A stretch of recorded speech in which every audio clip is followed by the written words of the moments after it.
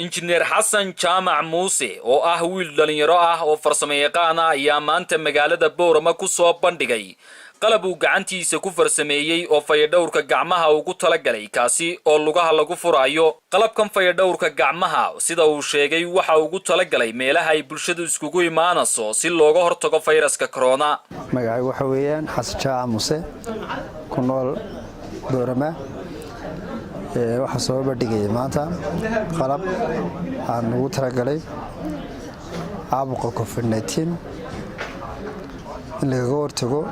wuxuu ka kooban yahay tani waa bir iyo shay jeermiska dilaya, laakiin waxaad u isticmaalaysaa anagoo taaban meeshii qof walba uuna taaban lugta loo isticmaalayaa. markaad ku istaagto lugta wuu ku soo tiixaysaa, adigoo sidaa lugtaada ugu hayo gacantaada saa ugu hayaad gacmaha saas ku marinaysaa, saasaad u faa'iidaysanaysaa oo meel la istaabanayana maaha. meelaha loogu talagalay ee anugu isleeyahay oo lagu isticmaalayaa kow waxaa ka mid ah meel kastoo bulshadu isku imanayso sida hotel oo kale, carwooyin oo kale, farmasiyo oo kale, maqaaxiyo oo kale, iyo meel kastoon isleenahay dadku way soo istaagayaan oo iskugu imanayaan wada saaxiiba.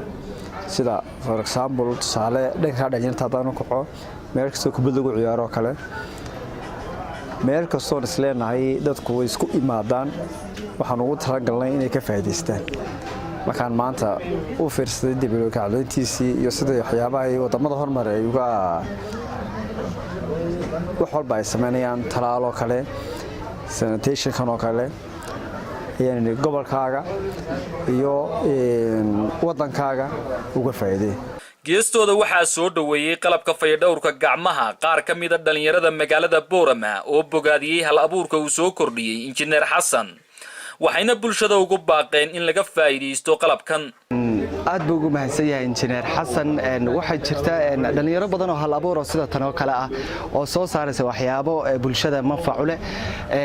aad baan waan arkay markaan bahalka sanitizer-ku wuxuu u baahan yahay in ay bulshadu qaadato maadaama uu yahay sanitizer fududeynaya sidii nadaafadda faraha oo kale ay dadku uga qayb qaadan lahaay COVID-19 maadaama uu soo noqday.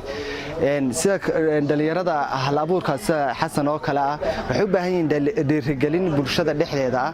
sidoo kale bahalkan wuxuu ka qayb qaadanayaa in meelaha la isugu yimaado oo kale uusan dadku iyadoon taaban meeshii ay sanitation ka qaadanayeen inay lugta jag ku siinayaan kadib faraha ay marsanayaan. waa nin dhalinyaro oo hal abuur ah oo maskaxi ku jirto maasha Allah. marka dhiirigelintan inagu inoo ka baahan yahay inay bulshadu qaadato sanitizer-ka qaabka fudud.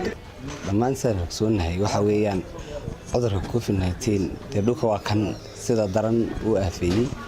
marka waxa jirta dhalinyaro hal abuur leh oo bimacnaa inoo samaysay waxaynu kaga hortagi lahayn maahan aan baan gacmaheena ku nadiifin lahayn.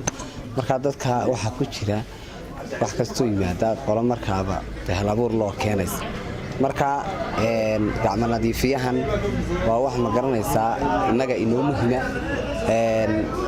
loona baahna maadaama aynaan haysan wax meelo kale inooga yimaada. waxa muhiima inaynu waxa weeyaan la soconno. Xasan waa wiil da'yar oo hal abuur leh, waa kan inoo sameeyay nadaafadaas aynkaasa. marka dad badan oo saasina way jiraan. waxaan bulshada ku dhiirigelin lahaa in ay waxa weeyaan la socdaan lagu dhiirigeliyo diyaarna loo noqdo.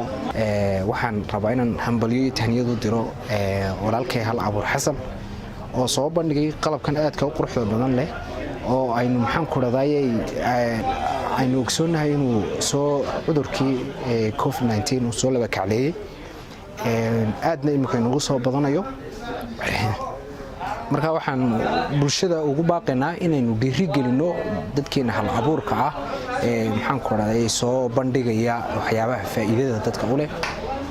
markaa si aan anigu cabdinaasir ahaan si shakhsiyana si aan u dhiirigeliyo walaalkay xasan xabadda maanta anaa ka qaatay waxaan rajaynayaa bulshada reer awdalna inay qaadan doonaan insha Allah tacaala kana iibsan doonaan wax aynu dadkeena ku dhiirigelin karno oo aan wax macquul ah inoo hayn inaynu mar walba gacmaha isku qabsano weeyaan waxaan fariin u dirayaa dhammaanba dhalinyarada iyo dadka waaweyn inaynu iska ilaalino meelaha buuqa ah aynu maxaan ku dhahay taxadirno face mask qaadano kala fogaanshaha iyo farxalkaba qalabkan fayadhowrka gacmaha ayaa noqonaya mid yareynaya faafitaanka cudurka COVID-19 Cabdisalaan Ali Ismaaciil Cabdisalaan Suldaan Xogsan TV Boorama